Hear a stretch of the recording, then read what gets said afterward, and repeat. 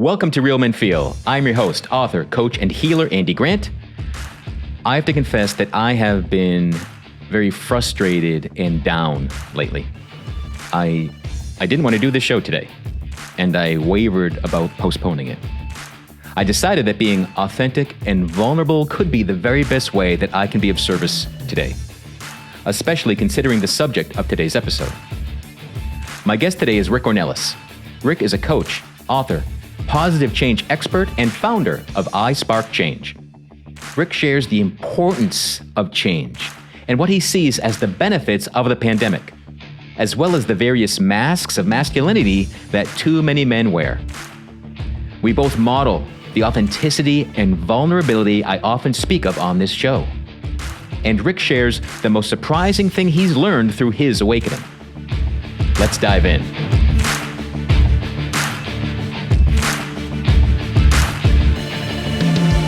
Rick, as a positive change expert, does that mean you've always been upbeat, positive, just happy-go-lucky and enjoyed life like all the time? Well, that's a good question. And the name actually comes where someone gave me that name because they said I was, such an expert in helping to teach others how to create positive change. But as far as to answer your question, Andy, I've always been a positive person. I've always been a happy person.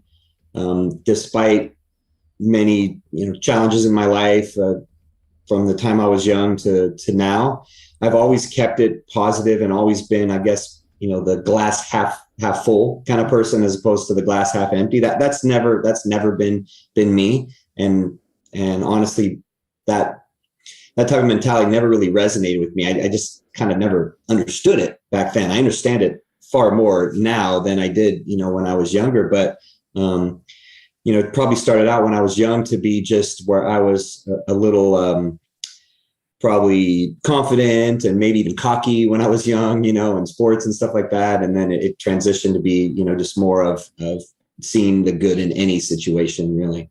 Cool. This will be very interesting because I'm probably the opposite.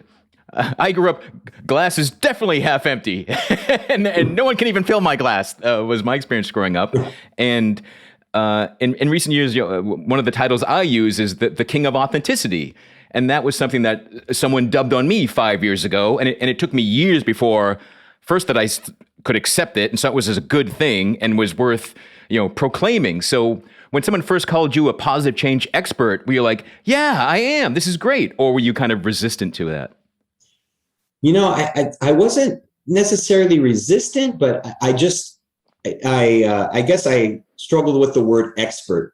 And because I was like, okay, well, what does it take to become an expert in something? Like you think of like the 10,000 hour principle and those type of things. And it's like, okay, well, am I an expert?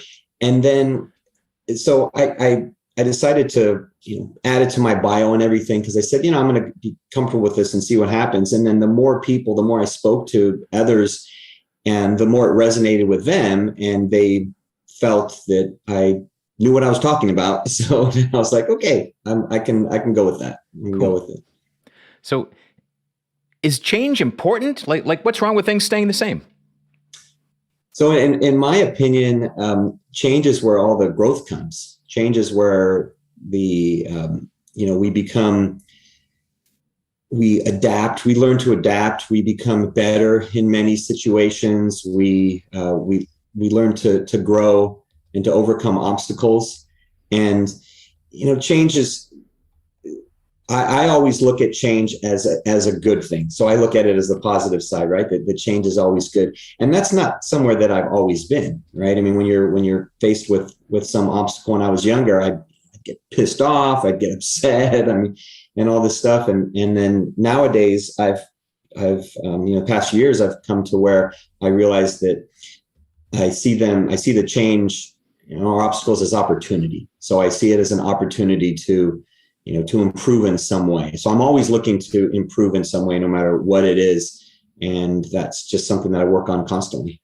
Okay. So every change in the world and society isn't necessarily positive, but if it isn't positive, there's an opportunity to make it positive. Yes. And that's how I look at it. So for example, we I live near Houston. Okay. And we've had a lot of natural disasters, if you will, in recent memory in Houston. We had that kind of Arctic freeze that happened last winter. We had Hurricane Harvey. We have all these things that have come through here. And even recently, Ida recently in Louisiana, everything. And those are terrible and tragic events, right? You'd say, hey, that this is something that's not positive for sure. Where I saw the positivity and I saw the change was in, for example, in Harvey, where people came out to support one another so much, and they were just doing anything they could to help their neighbor. And we're going out and helping to clean out homes that had been flooded, and the people were so grateful, and there was such love and positivity in all those actions that's where it's kind of like if you think of like a forest fire, right? And a forest fire comes through and it burns down some thousands of acres or whatever, but then you see all the new growth that comes out of it, and usually stronger, right? Usually stronger and more resilient. And that's the way I look at it. Cool. Yeah, I like that. And anytime there's negative circumstance happenings, it brings people together. The best of humanity usually rises up and comes and helps each other and all those good things. And I see that and I agree. Yet, in 2021, in the United States of America, I see more separation between people than ever. So is there an opportunity that we're all missing, or like how do you explain kind of this, if you agree, if you see separation as well? Oh, yes. And I was nodding as you were saying that, because I see that very much so, Andy. So much separation, so much polarization throughout the country. And I wrote an article, I don't know, about maybe 5 or 6 months ago about the polarization in the United States and the division of people across the country. And you think about like the division between political parties, and the division between just we have the pandemic, and the division between people's beliefs on that and everything. And what I think that as a result of, so just kind of two sides to respond to what you're saying. What I think is the result of that is that so much of this is perpetuated by the media, and because of human evolution, our brains and our bodies are designed to respond to negative stimulus far quicker than we do to positive stimulus, right? Because you go back thousands of years, and if we heard a growl or we heard loud footsteps, we had to be on high alert, right? And know if we had to freeze, fight, or flight. And nowadays we don't have that, right? We don't have to worry about that. But people they're constantly getting that state of high alert, because the media is like, oh, there's this, there's that, there's that. There may be millions of positive stories out there that would squash that one, but people think that that's the one. And then their response, their kind of conditioned response is like, oh, I need to get defensive. I need to respond. I need to do something to that. And so to answer your question about, are we missing an opportunity? I think what a lot of people miss is that program response. They get too set in okay, someone said something is black and I think it's white. I need to respond and say that no, rather than let me ask a question and find out more about what you're thinking. And let me take a pause and understand what, why your beliefs, and be fascinated by the differences between what we believe. Right. And that's where I think is just people have kind of that knee-jerk response. It's like so automatic that they're just so programmed. And that's what's missing, I guess, is that pause, is that, hey, help me understand where you're coming from. Help me understand your side. Let me look at things from your perspective. Yeah. Cool. Yeah, there's something I often say, and I didn't, it's been said for many decades, hundreds of years perhaps. I forget where this originated, but you can be right or you can be happy. And it seems in times of heightened alert and division, individuals, groups, being right is the most important thing. And in my own life, for a long time ago, I gave up. Like, oh, I'd rather be happy. Once I realized there's the choice, and I've been unconsciously insisting on being right, even when being right had me feel horrible and see the world in a horrible view. So what do you think about that? Is that an issue? I've got to be right. You're saying that I've got to convince that other person, and we want to argue and fight. Is that the core? Oh, I think 100%. I think that's a big part of it. And I'll speak from my experience. I've struggled with that myself. Is that, when I was younger and I said I was, maybe overconfident or cocky, and my growing up, I mean, that's what I learned. That was a big source of contention between my parents, is that both of them had to be right. And they got divorced after 18 years of marriage. And, so growing up in a home that were with your parents split. And then when I was 14, I guess, and the years that, of arguing and everything like that, that led me to have that same conditioned response, like, oh, you got to be right, and all that. And it's been a constant growth, constant working on myself for years to work on that. And I still struggle with it to this day. And my wife would tell you that is the case. But I mean, we celebrated our 25th wedding anniversary this year, and we would have never gotten there if I had kept the ways that I learned, growing up. If I hadn't said, okay, I need to become a better person, I need to learn better ways to communicate. And that's something that I work on every day. I've been working on all my life. I mean, I have a darn degree in communication, and I still, I work on that every day because I feel it's so important. It's one of the most important things, that we have as human beings, is how we communicate. And so to just to wrap up and answering your question, is that I think so many people, it goes back to that conditioning, is they just have the desire that they want to be on top. It's like that competitive thing. I want to be on top, and the way to get me here is to put you here. And then that's going to get me here, rather than thinking like, well, what if we could just both be here? Yeah. And that would be a far better place, right? We're both going to be up here and both be happy. Right. It comes from almost, you can view the world as a place of lack or as a place of plenty, and we can cooperate or we can compete. And again, so much is based in our outlook and our belief and our mindset. Yeah, so much. It is so true. And I think the good thing that, you're right, there's been so much division recently, right? One of the benefits that I see, so again, looking at the positive side of things, one of the benefits that I've seen from this pandemic is kind of like I was explaining with the hurricane earlier, is one of the benefits I've seen from that pandemic is that there's been this huge, almost, rebirth for so many individuals, that because they were, and myself included, because they suddenly had a bunch of time to analyze themselves, or they were in isolation, so they just had to reflect and decide, what they were going to do.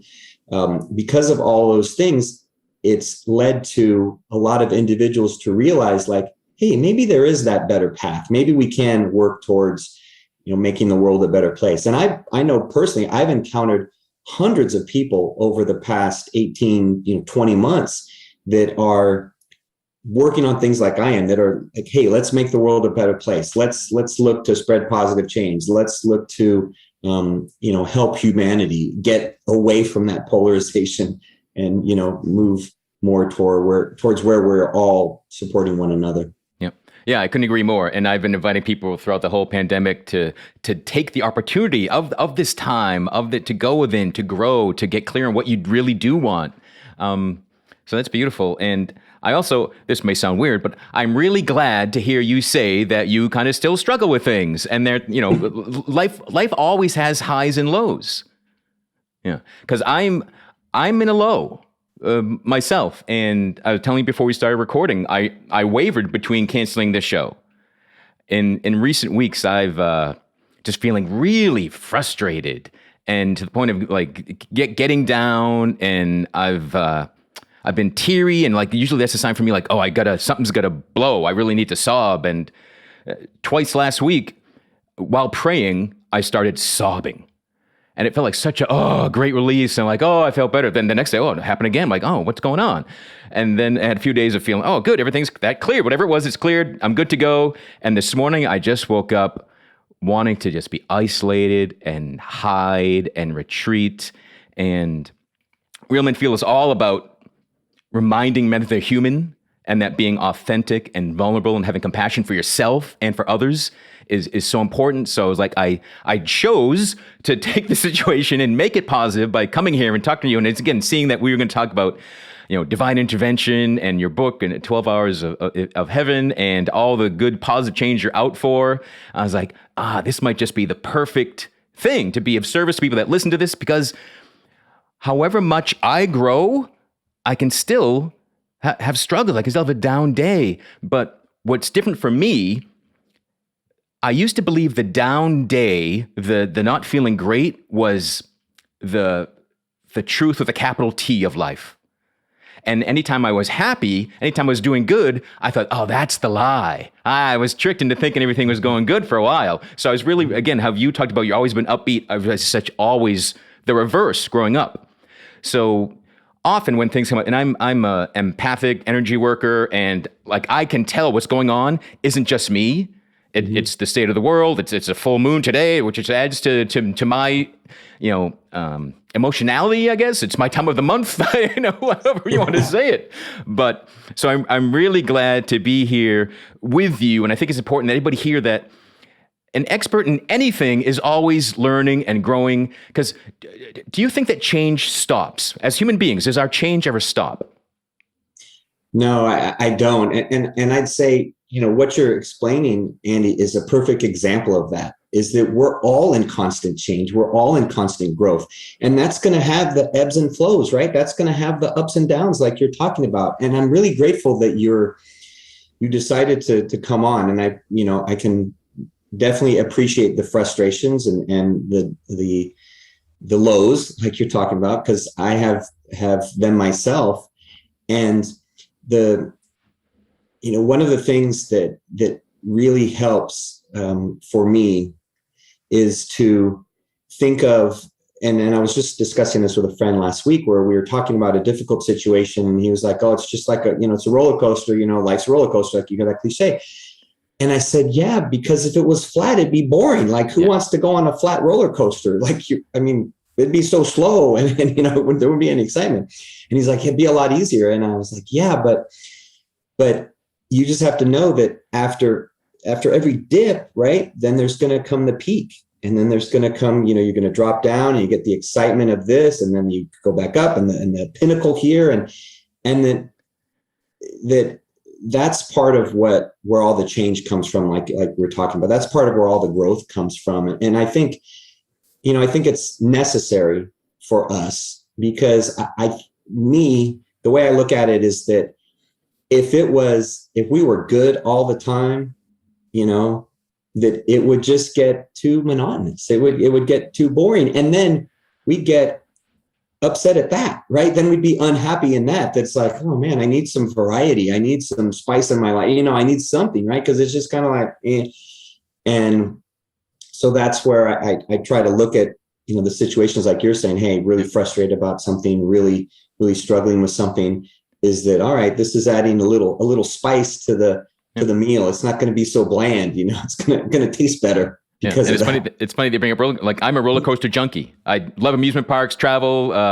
Was at Six Flags, New Jersey last month, going again for Halloween, and that's my thing. And one thing I realized as a kid, I was really depressed, multiple suicide attempts, and I quickly realized that I can't be depressed on a roller coaster.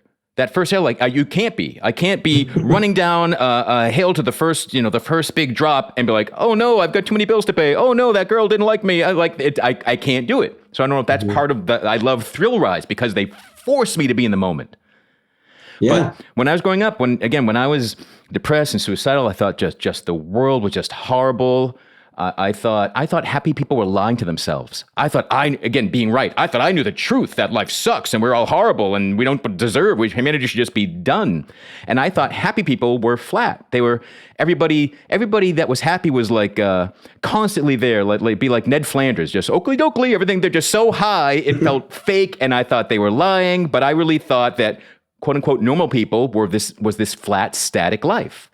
Mm-hmm. And what I find, much like the roller coaster, but almost like the stock market, ideally now highs keep getting higher and your lows are higher than they used to be. Because that's what I find in my life. Even being low energy and wavering and feeling weepy, that's my low day today. Mm-hmm. Now that's when I was plotting my own demise, when I was begging God to show me a reason to stay alive, this is a picnic compared to those days. Yeah. And it's interesting that I've been sobbing during prayer. And I do feel like for all of humanity, we have this such an opportunity for positive change is right here. It's right on the horizon. I just feel like that so much, and it's also almost like my personal resistance or not believing, or the comfort zone of that dirty half-filled cup. That kid is still in me somewhere, and it's almost like a sense of disbelief. But one thing I know from your story is the aspect of divine intervention. Could you expand on that? What was your experience? How do you decide to call something that? What was that like for you?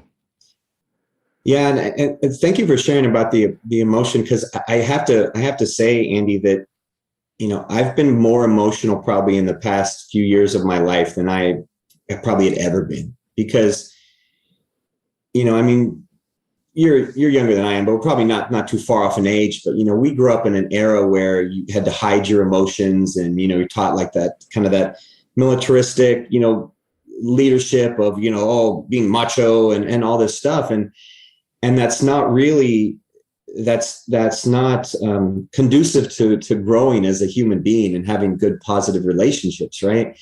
And that's something that I've had to work on in myself as well, to be more emotional. And I was trying this weekend about something myself, and I find that being more in touch with the feelings really helps to have us give a deeper understanding of ourselves as a whole. And as far as the divine intervention, it came twofold for me, really. And I'll start by sharing last year when I, as I was saying, the quarantine started and people were shut down and you couldn't go anywhere, and my business had slowed down, and I kind of got anxious and depressed and isolated and wondering, what am I going to do? I mean, I don't have any income coming in right now. What am I going to do and everything? And I decided to pause and reflect on that. And I said, okay, I'm going to try to use the time as an opportunity. And so I wrote a blog about using the quarantine as an opportunity to be grateful and to expand oneself and to help others and all these things, like I was talking about with what I had experienced, like in another tragedy, like in Harvey. And so I said, okay, I'm going to do those things myself. And then I started writing.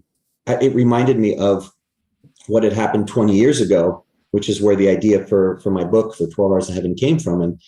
And that's the original, what I would call the divine intervention for me, which I didn't realize it at the time. And I'll explain, is that 20 years ago, when we were living in Southern California, and I had my wife, and we had two daughters at the time. My youngest hadn't been born, so they were 1 and 4. And we're coming back from a kid's birthday party in Los Angeles that was about 2 hours south, and we're driving on the freeway, and it starts to just rain, like horrible rain. And living in Texas, I see that like every other day. But back then, it was just the kind that terrible storm that we didn't see in California. And cars had pulled off to the side of the road, and we were still so far from home that my wife's like, we can't stop because it's going to get dark, and it'll be worse, right? We need to continue on. And it didn't look like it was letting up. And so we decided to continue on, and we're driving in the slow lane, just very slow. And I hit a puddle, and we start hydroplaning out of control, and we start spinning. The car starts spinning, and we spin across 4 lanes to the left, and we nearly hit the center divider. And then we're screaming, and I'm trying to correct, and we end up spinning the other direction across four lanes, and we go off the shoulder, up a dirt embankment, and we hit a brick wall, and we flip over and land on the wheels. And the roof is down, smushed down to our heads, and the glass is all cracked, and the windows on the side are cracked, and the side's all smashed in. And my daughters are now crying, and they had been asleep, and my wife is okay, and my daughter's okay, and we crawl out, and And I was like, we don't have a scratch on us. And the car is completely totaled. And a elderly couple had pulled over, and the lady had wrapped a blanket around my wife, and she's sitting there, helping console her. And my wife's holding my little girls and just crying and thanking God. And I'm talking to the gentleman, and he tells me, oh, I called an ambulance because I didn't think you'd get out of that car. And he said, that's the most incredible thing I've ever witnessed in my life. And this guy's probably like 75 years old, so he's not a young guy, right? I mean, he's definitely had some experiences in life. And I was like, okay, well, all right. And then, as I said, I was young and arrogant, and just, thinking, oh yeah, I'm a macho guy. Like, I don't need to get emotional over this. Well, then I go to, they tow the car away, and we get taken in an ambulance. And I go the next day to pick up our things at the impound, the impound yard. And my Pontiac Grand Prix is sitting on a flatbed outside. And I go inside of the office and I say, hey, I need to get my things out of that. Can I get them out of the back of that car? It's, it's on the flatbed. And he's like, what car are you talking about? I'm like, the Grand Prix, it's on the flatbed. And he's like, that's not your car. And I'm like, yeah, that's my car. And he's like, no, whoever's driving that car is dead, or, in the hospital. And I was like, no, it's my car. And he's like, I can always tell what happened by the look of the car. And I was like, well, not this time, because this is my car, right? And I show my ID and everything, and I get my things. And over the span of a couple months, I really started reflecting on it, because I was like, and people like one after another are like, a miracle happened. Like, you guys were protected. My mom gave me a little angel pin and said, your guardian angel protected you, your guardian angel, and you weren't meant to, die yet, and everything, and the kids and all that. And that's where one day, as I'm looking at that little angel pin up in my car on my visor, I pinned it up on the visor. I'm looking at that one day, and that's where the idea for my book came from. And I felt like, okay, maybe it was a miracle, maybe it was divine intervention. And then it wasn't until last year when I was writing my book, and I started writing in April, and about June, and I went through very methodically, like, and I know you're an author, so I went through very methodically, like, I'm going to write 500 words a day, and just going to write for a couple hours every day, every afternoon.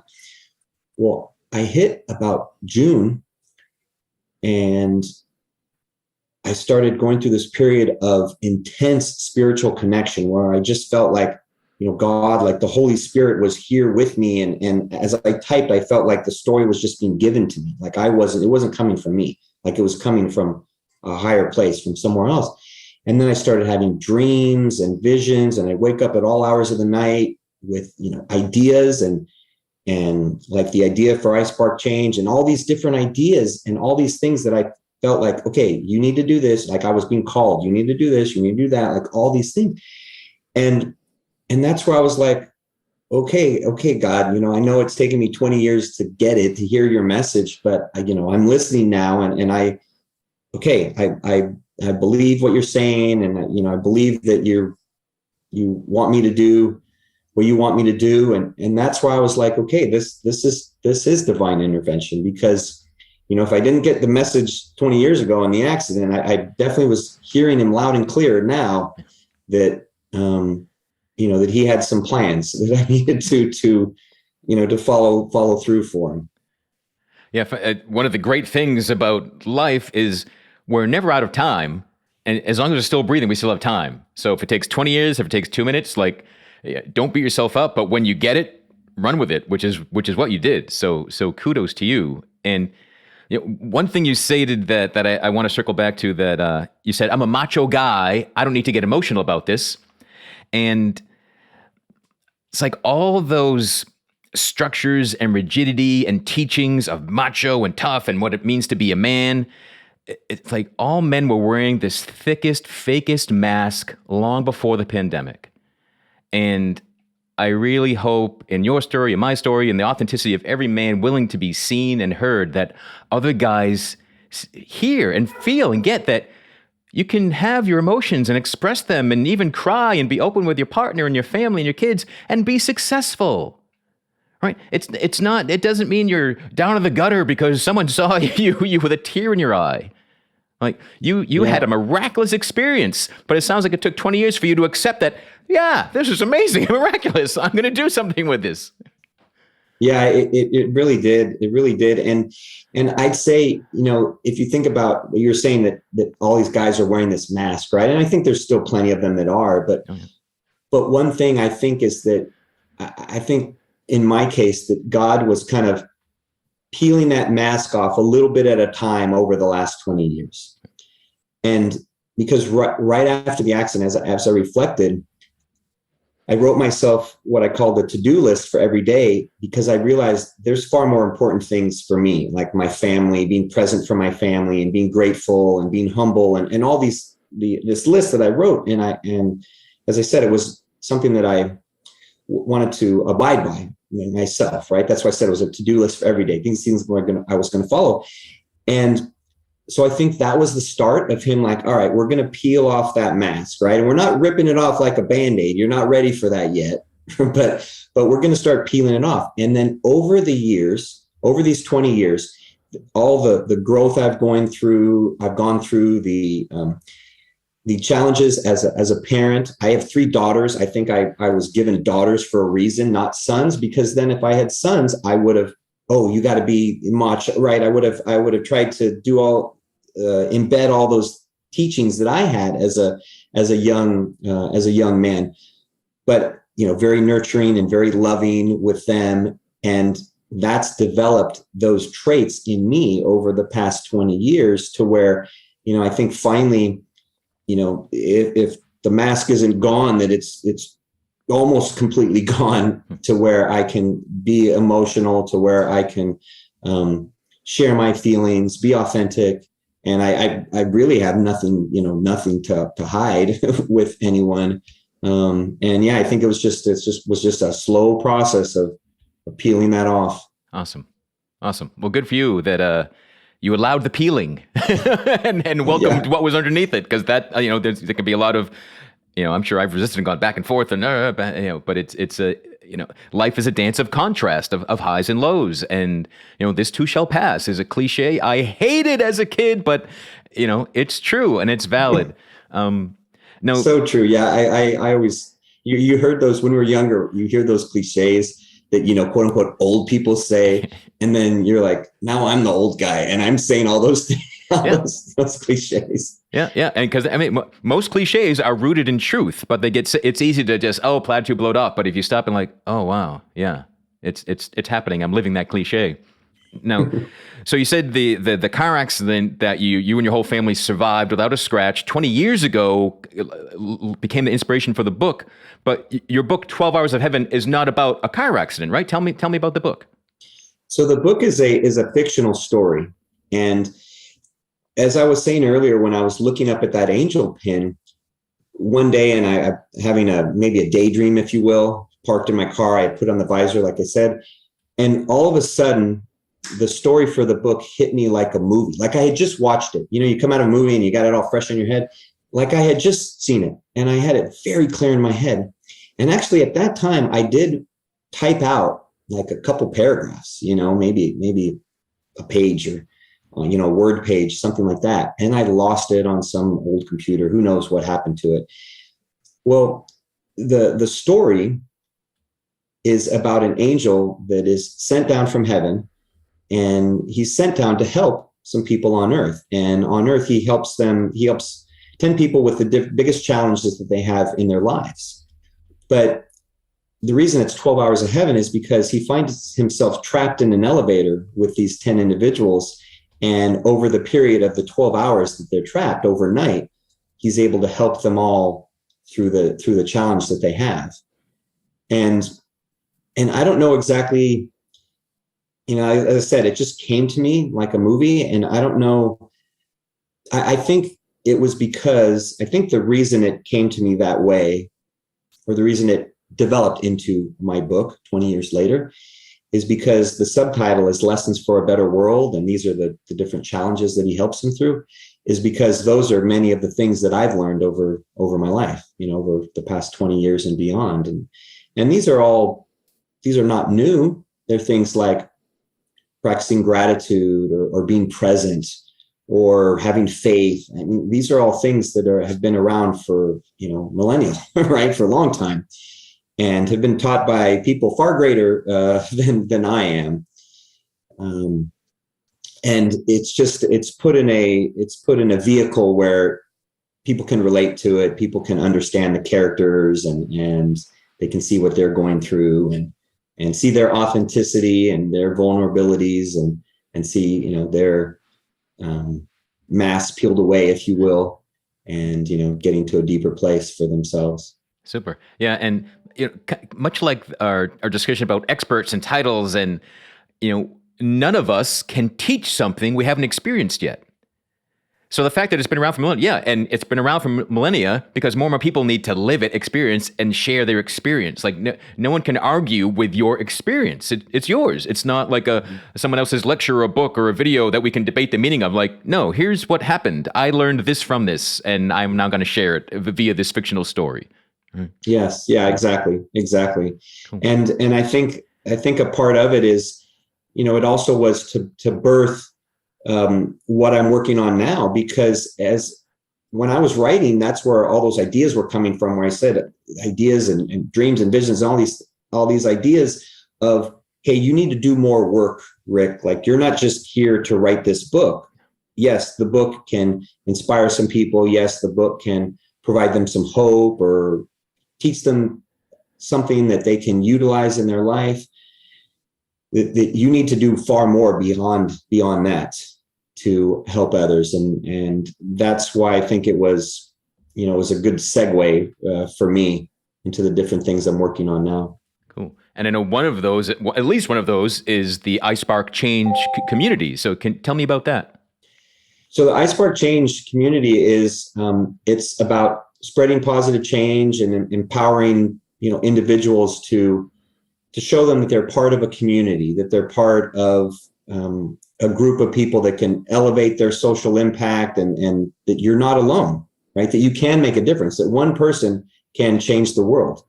And it's a theme that is woven throughout 12 Hours of Heaven about, initiating positive change and that ripple effect, if you will, of, actions on how those can spread and develop into something beautiful. And so the iSpark Change, movement, organization, if you will, group, I guess it's a lot of different things, but it's all about, providing individuals a vehicle where they can, join the community. They know that, hey, these are people that want to improve the world. And it's the precursor to what we're building in the next few years, to have the world's first social media platform that is 100% geared towards connecting individuals, groups, clubs, organizations, nonprofits, it doesn't matter, but all these individuals that are spreading positive change, that are making the world a better place.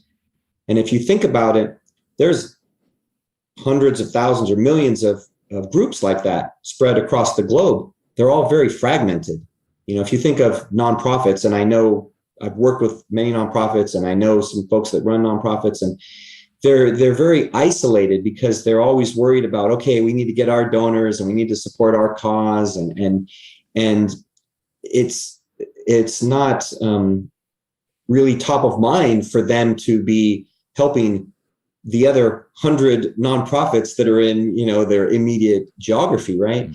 And what we're creating in iSpark Change is going to be a community where everyone will support one another, where everyone will provide resources and tools and knowledge and education to others that are out there in the community, where you'll be able to find people that are interested in, so for example, your podcast, that may provide an educational benefit for people out there that don't have other resources in that regard, or that may provide a way for them to get in touch with their feelings or whatever it is. But it's just to have one place where people can search and find these different things and know that they're not alone. There's people that are working to make the world better.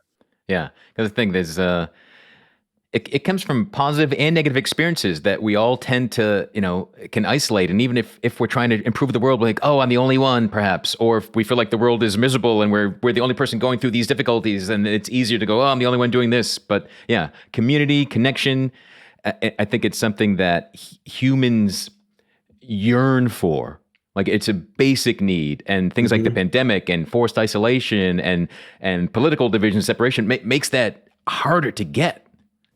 Yeah, you're absolutely right. Everything you said, I agree with 100%. Is that that those stories and those experiences that we go through are what connect us as the human species, right? As the human tribe, the whole tribe of this earth. That you go back thousands of years when we were in little tribes, and the worst thing that someone could have happen to them was to be outcast, was to be out of the tribe and to be isolated and alone. And we've all been in that. Like, everyone in the world has been in that situation. Like, we all got outcast from the tribe of humanity for a short period of time, where we all had to be, in our house for, weeks or months or whatever it has been. And we need that. We need that human connection. That's how we thrive. That's how we grow. And you're right. Positive and negative, all the emotions are what stimulate the growth. And that's why we're hoping to connect all these people, to show them that, yeah, you're not alone. Whether it's good or bad, you're not alone. There's millions, billions of people that are going through similar things that you are. And that's where the connection comes. Yeah.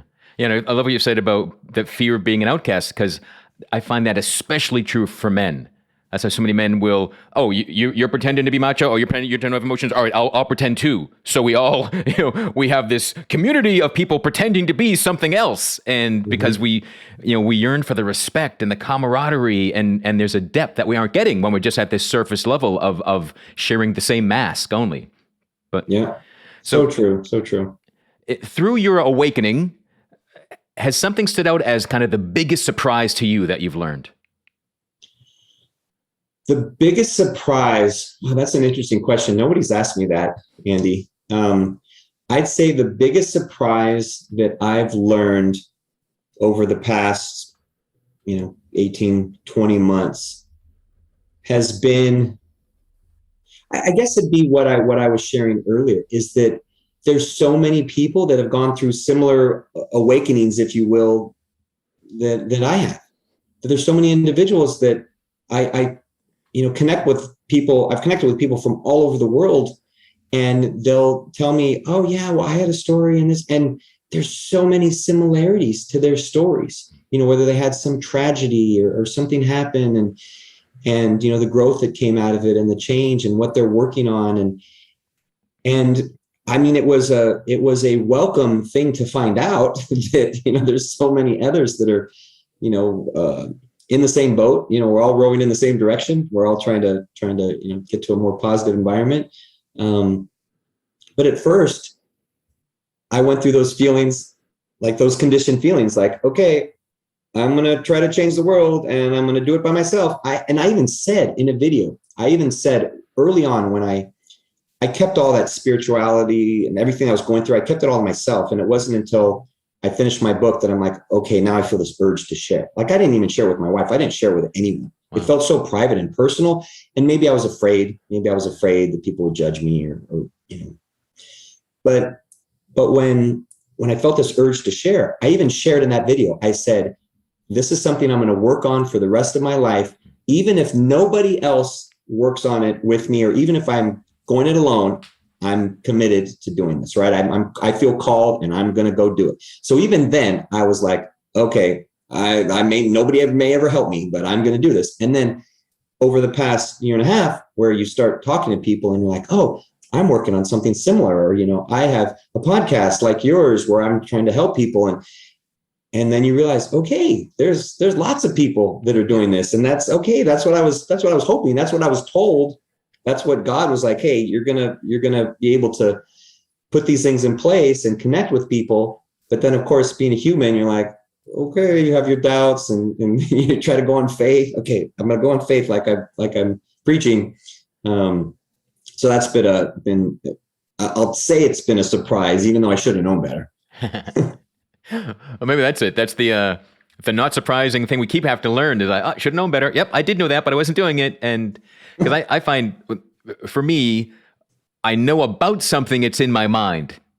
When I really know it, I'm living it. I'm sharing it. I'm asking for help. I'm out there doing. So faith and gratitude, all super powerful, needed, but without action, it's wasted. Yeah. Yeah. That's so accurate. And I would say I was probably that person that was, talking the talk, but not walking the walk for a long time, for years, even until I finally got to the place where, okay, now you're going to definitely do what you're saying. Yeah.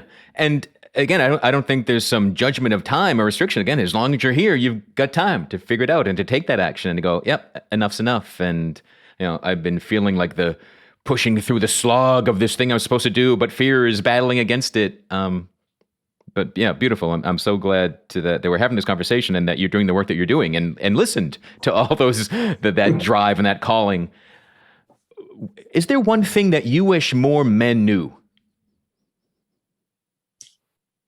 It's probably what we've been talking about is that they don't need to wear that mask, is that they can be vulnerable and they can be authentic. I even said, I was on a different podcast last week and I said, men need to be vulnerable. And the host was like, whoa, you're dropping that word, like men are going to be freaking out and they're going to, they're going to start rioting, I mean, I don't know. He didn't say that, but he was like, well, it's really, really strong, like for, to throw that around. And I think it's just that, for guys, guys that grew up in that generation, like I said, in that era where you were taught you have to be strong and macho and meaning, and that meant like you can't shed a tear. That meant you can't show emotion. That's how I was, that's the era that I grew up in. And so I think for men to realize, and I've connected with a lot of them, and I have many friends that are they've realized it, and that's probably why we're good friends, at this point, is that's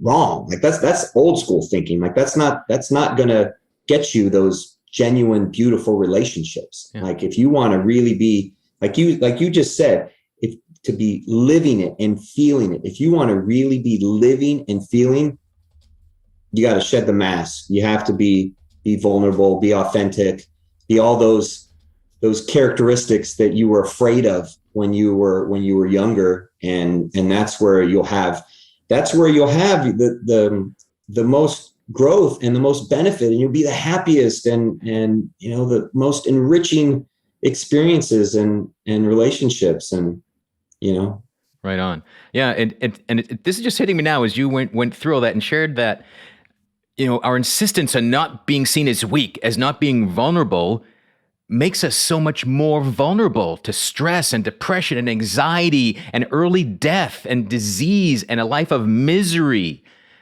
That's what we're making by not letting someone know that we have feelings, or, admitting to the world like, yeah, I'm not Superman.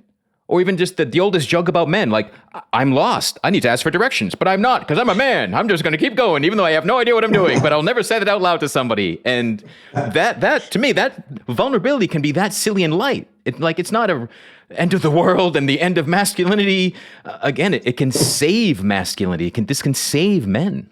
Yeah, it's so true. And even going back to what we were discussing earlier about the being right versus being happy, is that if, men and women too, and individuals just in general realize that they can share how they're feeling without squashing someone else's feelings and without, belittling someone else, and you can have open dialogue, then that's where the beautiful world comes in. That's where all the growth comes in. That's where people realize like, oh, hey, this is pretty cool. Like this is, why don't we do more of this? Why don't we stop doing the old ways? Because, we're just not getting anywhere with those ways. And yeah. Why don't we welcome change?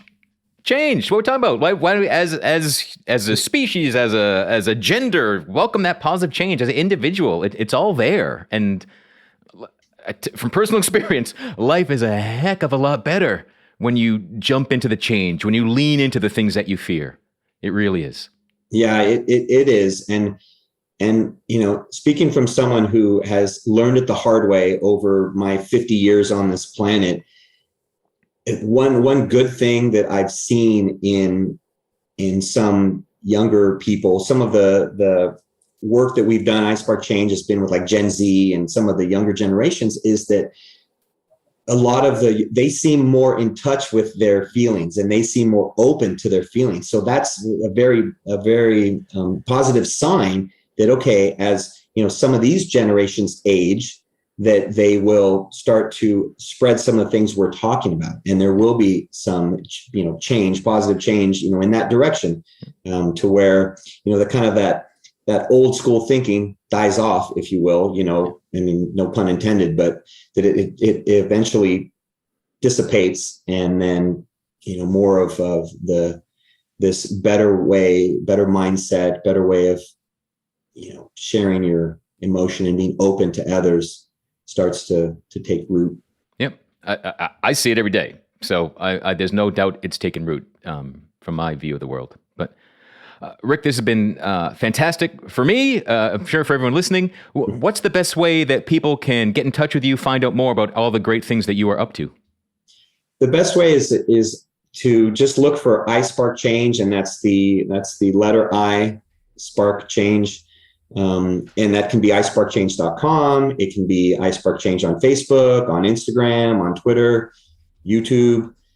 We're on all the different platforms. And if they go, like if they say follow us on Instagram or join the Facebook group, they'll see daily inspirational content, motivational content, spiritual content that's shared on a regular basis. If they go to the website, they can join our community and be notified as we're growing with social media platform and the different things that we're evolving there. We're actually about to launch a totally redesigned, totally new website with a lot of cool things in October, where we'll have, we've been doing our social impact spotlight series of different people that are spreading positive change that we find on social media, but we'll have our social hero spotlight and these cool things that we'll be rolling out to, show some of the people around the world that are doing, spreading positive change and are making a difference. Awesome. So great to hear about that. Look forward to seeing it all. Again, from the bottom of my heart, Rick, thanks for joining us today and sharing everything that you're up to and your story. Thanks everyone for listening to us, wherever you are, wherever you're discovering the Real Men Feel. Let other people know. Post a comment, a review, share this with someone else, share this with a guy that needs to know that it's okay to feel. His life will get better if he feels, and that positive change is a good thing, and that all change can have a positive door into it. Everything has opportunity. You can reach out to me anytime at realmenfeel@gmail.com. I'd love to hear from you. If you want to explore what life might be like for you to step into your authenticity and vulnerability, I invite you to book a free call with me. Visit theandygrant.com/talk.